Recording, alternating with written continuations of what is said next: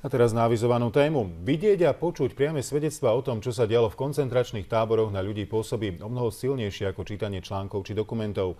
Dokument, rozprávanie a búrlivá diskusia s Naftalim Fürstom, ktorý v holokaust prežil, žiakov z gymnázia na Metodovej ulice v Bratislave zaujala.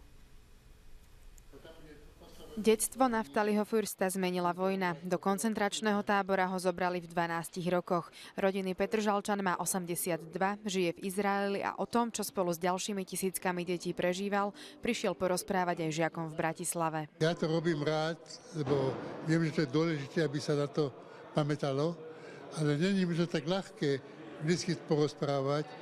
A už to rozprávam viackrát a vždy si myslím, že ja som schopný sa nerozčuliť, ale vždy sa trochu rozčulím. Žiakom priblížil atmosféru aj mrazivý dokument o 4 mužoch, ktorých ako deti odvliekli do koncentračného tábora do detského bloku 66. Keď vidí, čo sa naozaj dialo, vidí to svedectvo od nejakých ľudí, ktorí to prežili. Myslím, že to môže pomôcť v tom smere fakt, že sa tak viacej dokážem odvďačiť za nejaké veci, ktoré sú úplne bežné v živote. Pre mňa to malo určite prínos v tom, že stretnúť priamo účastníka holokaustu a človeka, ktorý sa s tým reálne stretol a dokáže o tom skutočne zmysluplne hovoriť, je oveľa lepšie ako len čítať v nejakých knihách. Žiakov čaká v rámci vzdelávania o holokauste ešte návšteva Osvienčimu. Ja som si povedal, že keď z peniazí občianskeho združenia alebo vlastných každý rok odíde len jedna škola, jeden autobus s 50 študentami, tak za 10 rokov je to 500 mladých ľudí a určite táto práca má význam, lebo